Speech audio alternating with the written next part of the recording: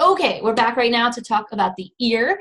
And the cool thing about the ear is that there's actually two organ systems in there. A lot of people don't realize that. So we just wrapped up the eye, and we're going to first talk about the anatomy of the ear, just like we did with the eye, and then we'll go into the physiology behind the ear. The ear is one of the structures that we'll be looking at in lab this week when we see the models and manipulate them. So first thing you need to know about the ear is that there are three sections. You have an inner ear, an outer ear, and a middle ear.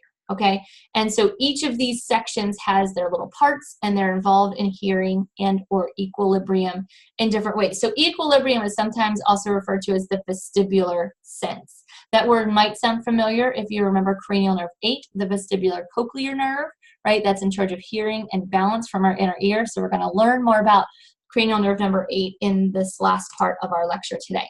So figure 15.24 shows you, maybe I'll switch to screen share mode real quick, shows you our, there we go, our ear itself. And so you have this outer ear, which is called the pinna or auricle, and then you have the ear hole, right, where you stick your Q-tip, stick your finger, right, get a little itch or whatever. And all of that is aiming to conduct the sound down to what we call the tympanic membrane or the eardrum. And on the other side of the eardrum is our middle ear. There's three bones in our inner ear. They're called the malleus, the incus, and the stapes in that order. So the malleus actually touches the eardrum. The malleus is going to kind of vibrate and portray its vibrations to the incus, and then portray those vibrations to the stapes, and the stapes is touching an area of our inner ear now that is called the vestibule. Check what else is out in our middle ear though before we get into the inner ear, and that is this tube that's called the pharyngotympanic tube. Sometimes it's called the eustachian tube, sometimes it's called the auditory tube. I tend to call it the auditory tube because that's the easiest word, right? And so this auditory tube connects your middle ear to the back of your throat, right? And so this is why when you go, you can kind of pop your ears, right? Maybe in an airplane, or maybe if you're scuba diving or whatever, all of that, that's why, because this is going to serve to equalize the pressure in your inner ear. Otherwise, you have all of this atmospheric pressure pressing inward, and it could rupture your eardrum. So let's look at this little snail-shaped loopy swoopy thing in our inner ear. The snail shell part, this curly Q part, is called a cochlea. The part where this nerve is touching and where the stapes is called the vestibule. And then these semicircular loops, these little loopy swoopies, those are called semicircular canals. And so those play a major role in our equilibrium and balance, and the cochlea is our major organ for hearing. So we'll look at all of these things as we go through. I'm going to stop screen share mode and go back to me. Did it stop sharing? Stop sharing. There we go. Okay. So minimize that, put that over there. Cool. That auricle, that outer ear, is made of cartilage. The external auditory canal, or external acoustic meatus, however you choose to know it, it is a term for your last practical. It has special glands in it that make earwax. You might recall them from way back when we did integumentary system and glands. It is called the ceruminous glands, and cerumen is the technical name for earwax. The tympanic membrane, or our eardrum, is just a very thin layer of epithelium connective tissue, and the whole purpose of it is to reverberate the vibrations of sound as they go into our inner ear. So the middle ear is the next step on our tour. This is where those little bones are, and this is just a chamber, right? It actually has some muscles in there that are going to help contract and hold those little ossicles in place. You don't need to know those, but there is that pharyngotympanic tube or auditory tube, which serves to equalize the pressure. Let's talk about those ossicles briefly. They are the smallest bones in our body. And the malleus, or the mallet, or the hammer, right? This is the one that directly attaches to the eardrum, and it connects to the incus, which is more of an anvil, or kind of like an L shape. And again, you'll see these in lab. And then finally, we have the stapes, or the stirrup. You need to refer to them by their correct names: malleus, incus, and stapes, just FYI. If you're writing a short answer or a case study question, I would accept any word correctly, but on the practical, you should know the technical terms, just so you know. All right, the stapes is actually touching a part of the vestibule that's called the oval window. So it's like a little hole in the vestibule that the foot of the stapes kind of fits into. And you have to imagine the waves, the sound waves coming in, beating on that tympanic membrane, beating on that drum, and it's literally going to vibrate those little bones. And that last bone is kind of hammering into the vestibule with its vibrations, right? The sound of your voice, the sound of the truck outside, the birds, whatever you hear, vibrating right there. And that vibration is going to echo and travel through that snail-shaped cochlea. And there's this very specialized form of their mechanoreceptors in there that will move. And so we'll look at those in a minute. So the small muscles that are listed in this lecture, the tensor tympani, the stapedius muscle, you do not need to know those. I included them in there because they're fun words and it's cool to think there's little muscles in there, but you don't need to know those for a test or quiz or final exam or practical. So let's get into our inner ear. I still have my drawing of the retina here. I'm going to erase this so that we can actually talk in more detail about our, here I might stand. Yes, I'm going to stand. One moment, please.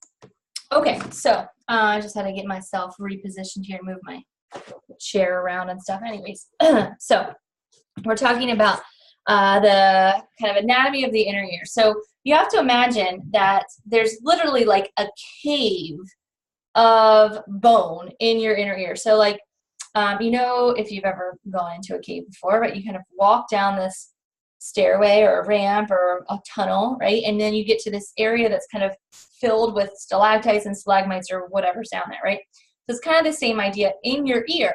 Your bone, right, take all the skin away, take all of that muscle away. Your bone is literally the tunnel that leads to this open chamber, right? And so we call that the bony labyrinth. The bony labyrinth, is literally just like the hole in your bone where all of this ear stuff is. It's kind of lining that is the membranous labyrinth. So you can think of labyrinth. You can think of all of these inner ear structures. I've mentioned them already, the semicircular canals, the vestibule, the cochlea. Those all make up the membranous labyrinth, and they're sitting in the bony labyrinth. So in between the two, so in between the bony labyrinth and the membranous labyrinth is something called perilymph. Perilymph is this fluid, right? It's similar to a synovial fluid. It's that kind of lubricant that's all over our body. It's lubricating the membrane against the bone, right? So you have this bony cave-like shell and this soft membranous lining it, which is our cochlea, our vestibule, and our semicircular canals. In between the two is this perilymph. Inside the membranous labyrinth is endolymph. These prefixes, peri, endo, we've been working with these all semester, guys. These should not be new to you, right? So we have endolymph. Endolymph fills our membranous labyrinth. So our membranous labyrinth, the cochlea, the vestibule, the semicircular canals, is filled with this fluid, this kind of viscous fluid. And so that is endolymph. Let's see if this works. I'm just trying to stick to the PowerPoint. Otherwise, I'll keep talking for years about random things. Okay, so let's talk about the vestibule itself. The vestibule has in it some structures. So first of all, it has something called the oval window. The oval window is where that stapes is kind of rattling. So remember, tympanic membrane, rattle, rattle, rattle, shake, shake, shake, all those little bones. And it's vibrating, kind of knocking on this little window there. The window is called the oval window, and this is part of the vestibule. The vestibule has something called the utricle and saccule. The utricle and saccule have special receptor cells in it. We'll talk about those in a minute. But this area is also where the vestibular cochlear nerve branches from. So this is that kind of central part. You look to the one side, you'll see semicircular canals. You look to the other side, and you see the cochlea. So the vestibule is that middle piece. The semicircular canals, they are actually radiating in the 3 planes of space. So anterior, posterior, superior, inferior, and then laterally. So they're going in all of these planes of space. And this is to help with directional movement, angular movement on your body. So you know if you're laying down or on your side or upside down or wherever you are in space, it's because of these semicircular canals. You can kind of think of it, I don't have one here. We're always renovating my house. There's like levels, right, with the little bubble in the middle, and if you tilt it this way, then that bubble floats up, and if you tilt it this way, the bubble floats this way. That little bubble, that's how your semicircular canals work. This little bubble kind of moves one way or the other, and so that's kind of a cool idea. Figure 15.25 shows you what these semicircular canals look like, what the vestibule looks like, and what the cochlea looks like, and you get an idea for this membranous labyrinth filled with endolymph when you look at that picture. So let's talk about the cochlea. The cochlea has something on it called the round window. So the round window is kind of separating that middle ear structure from this inner ear structure. And inside the cochlea is something called a cochlear duct. So the cochlear duct is actually connected to the saccule of the vestibule, and it's filled with that endolymph, and it twists and turns and inside this kind of, inside the bony labyrinth that fills that kind of snail-shaped area. And that whole thing is lined with a very special membrane that we'll talk about in a few minutes. Kind of terminates in the middle at a tip. So let's talk about the cochlea for a minute, and I'll kind of draw it out and explain it a little bit for you.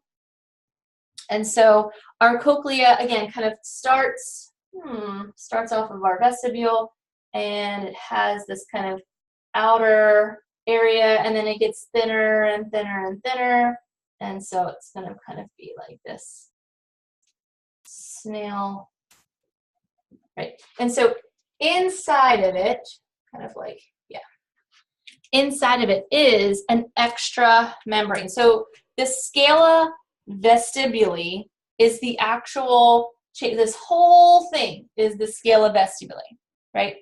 The scala tympani is a chamber within the chamber.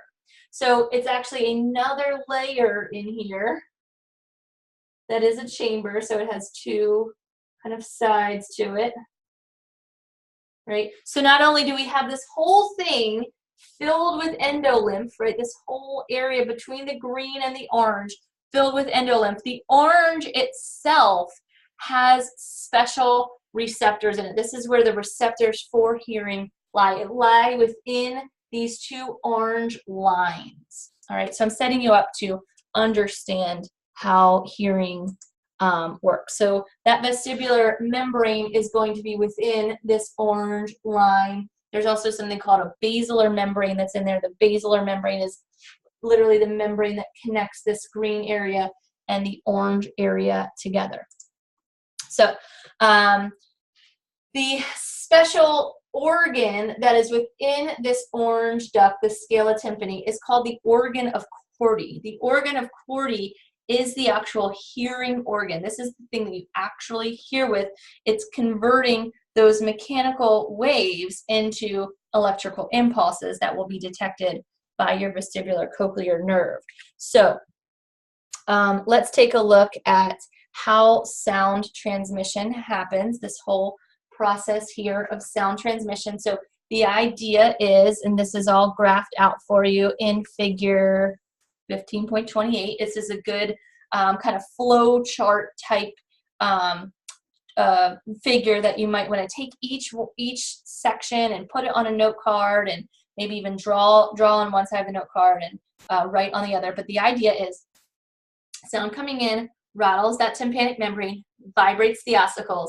The vibrating ossicles bang on that oval window, and that's going to carry the vibration from the vestibule to our organ of Corti, our spiral organ that is within our cochlea. And now what's cool, what I think is cool, is that each section of our scala tympani, each section of this organ of Corti has a special frequency that it detects. So by frequency, I mean like pitch. So I can talk really high, right? And that has a very short wavelength, and so those waves are kind of absorbed. They don't have as much energy, right? They're going to be absorbed closer to the vestibule area. Or I can go really low, right? Think about someone that has a very, very deep voice. those sound waves have more energy in them, and they can actually go further along the organ of Corti. And so this is how we're able to detect different pitches, different sounds, different tones in the quality of the sound that we're hearing. This is why a bird tweeting does not sound the same as a dog barking, because it's literally different parts of that organ of Corti that are being manipulated.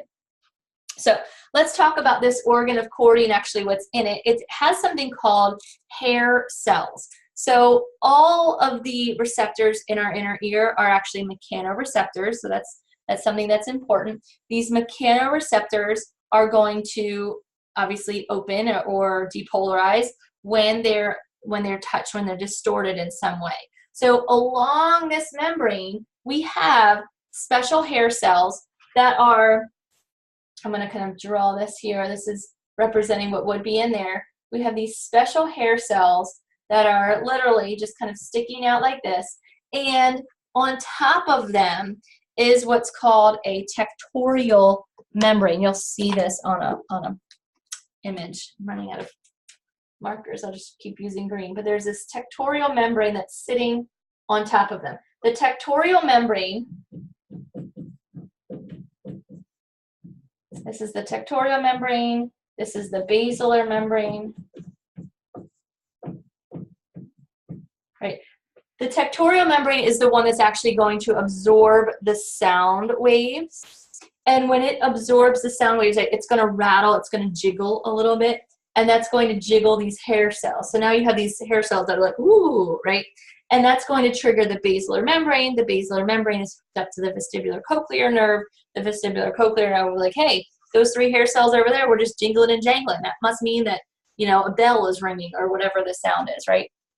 So you can see the tectorial membrane. You can see those things in figure 15.29. You see the hair cells. They're actually embedded in this kind of endolymph, this fluid-like structure that fills the entire part of the inner ear. And they have cilia on them. It's actually called stereocilia. So the cilia is basically like little sensitized hairs, almost like whiskers, right? That when they move will trigger an action potential and a depolarization. So that's kind of a cool thing. A tectorial membrane allows the kind of a coordination of those contractions there. So the next couple of figures in your textbook, 15.29, 15.30, they all go through and explain that depolarization process that I just summarized here. Figure 15.31 shows you the entire pathway. So you have the stimulation of your vestibular cochlear nerve. It's going to come in and go to that midbrain section. It goes to the midbrain and it says, okay, this is something I need to look at or run from or look away from or whatever, that big bang crash sound, whatever it is, right? Then it goes up to the thalamus. So it's kind of reverse of what was happening with our vision. With our vision, came in, crossed over, thalamus, midbrain, visual cortex. Here, it comes in, doesn't cross over yet. It comes in the midbrain, right? At the midbrain, we have a crossover, and then it goes up to the thalamus, and then it goes out to the sides. Did you know, with this idea of lateralization, and this is a cool experiment to try, if you were actually to listen to 2 different types of music, right? 2 different songs, 2 different whatever. Listen to a lecture in one ear and put your favorite song in your other ear, right? The song that's playing on your, let me get this right. The song that's playing in your left ear is going to be interpreted by the right side of your brain. That's the side that you're going to remember more from, and that's the side that you're going to emote more from. This is the side that is not only going to help you remember things, but the right side of your brain is also going to help you be empowered or feel like emote, right? This is the side that's going to bring about feelings from what you're hearing, as opposed to your right ear, which goes to the left side of your brain. It's like, yeah, yappity, yappity, right? So I thought that was kind of cool. I have not personally tried this experiment, but I've listened to studies and read about it. So kind of a cool thing to try out. So figure 15.32 shows you the big picture of hearing and how all of that works. Let's talk about the other sense in our inner ear, and this is that vestibular sense. So we have our vestibule and our semicircular canals, which are going to play a role here. Again, 2 types of mechanoreceptors. So these are going to help us detect not only if we're moving, right, this idea of acceleration, right, and it's also going to help us understand where our body is, right? Kind of that level bubble that I was mentioning. So let's talk about the utricle and saccule first. So these are within the vestibule, and these are going to help us detect some angular momentum. So this is head position and head movement. Where is our head in space, right? So the macula have these things in them. They're kind of these big, this is in the vestibule. So there are these big, like cells. They're all called hair cells. All of the receptors in our inner ear, whether it's for hearing or vestibular sense, are all called hair cells. They all work a little differently, though. They're all embedded in endolimbs. So kind of picture this thing like stuck in jello, right? Sitting on a membrane. And this hair cell has on it some cilia, right? It has a special name to it. You don't have to be too concerned with it. And when that cilia, this structure kind of moves, these cilia are going to detect it. Well, what's really cool is actually sitting on top of this. Again, you have a bunch of these hair cells here sitting on top and surrounding this whole thing, that gelatinous membrane. Where's another color? Here we go. Dropping things. We have this membrane. Again, all of this is jello, right? All this jello sitting on top. On top, this is called an otolithic membrane sitting on top of these hair cells with specialized cilia. On top of this membrane, we actually have little stones. They're called ear stones or otoliths.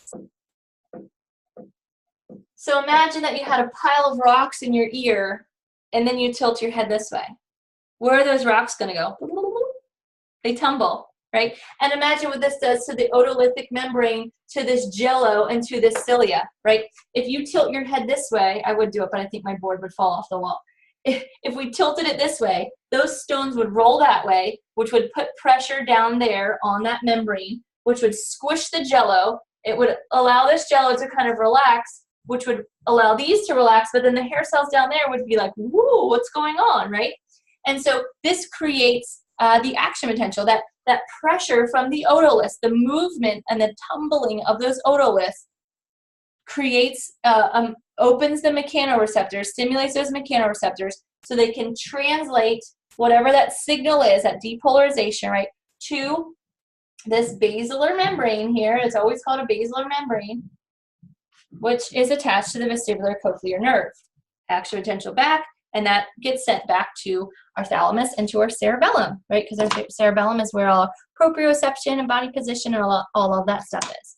So really cool. It's also done through glutamate as a receptor there. Glutamate is always a inhibitory neurotransmitter. But you can see these otoliths, you can see the structures within the I almost called it a ventricle, within this area of our brain, of our ear, sorry. 15.33 is where they are within the vestibule.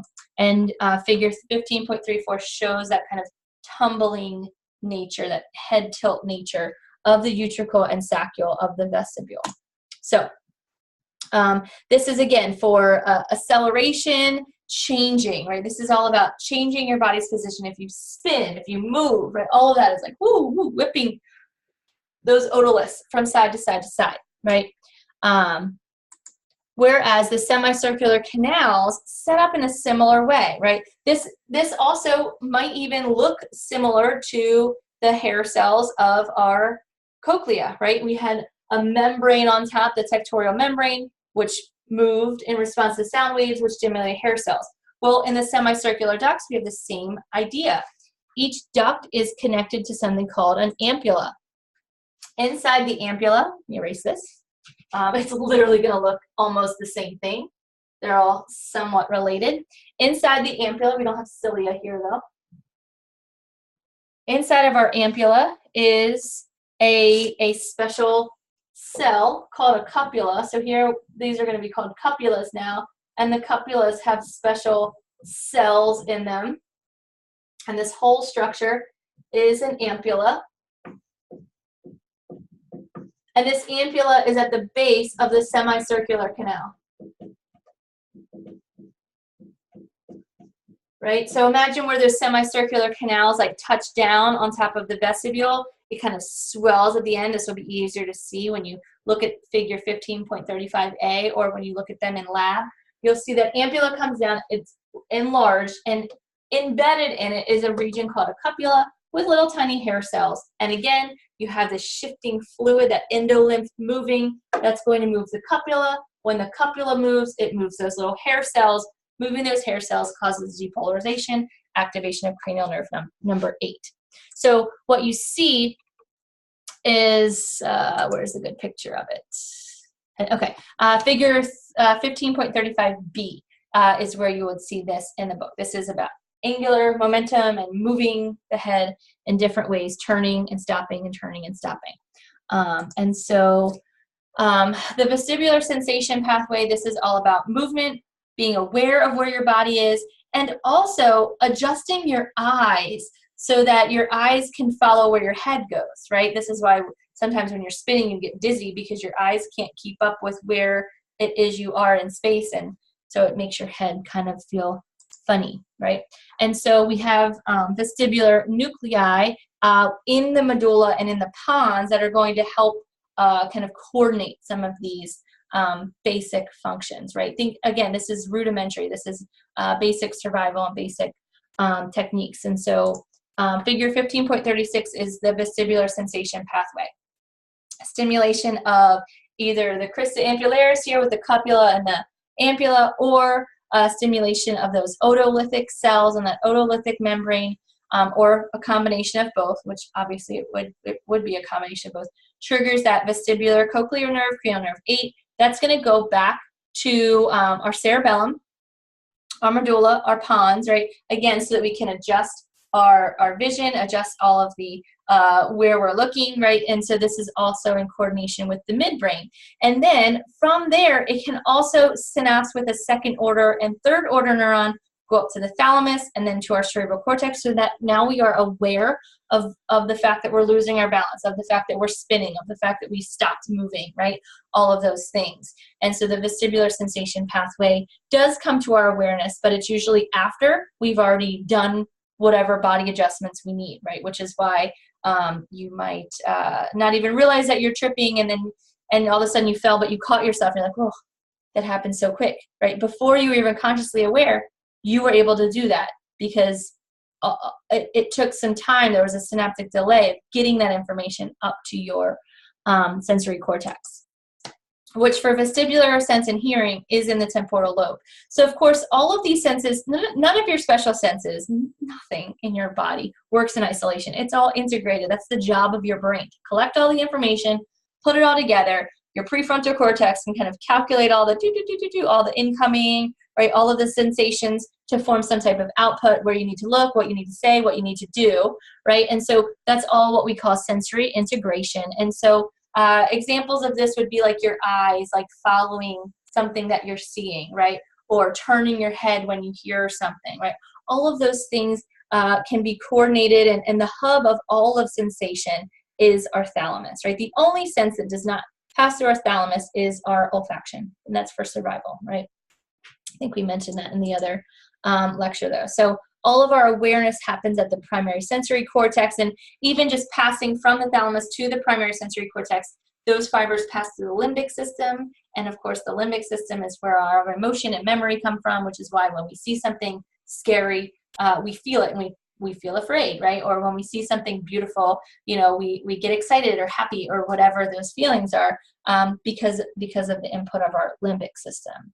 And so figure 15.37 shows the integration of all of our senses, kind of putting it together. It's a good slide or a good picture from your textbook to look at and get a good idea of how it all matches up. How does this all fit together? Because our next chapter is a whole different body system. So this is actually the end of the nervous system. So bye guys.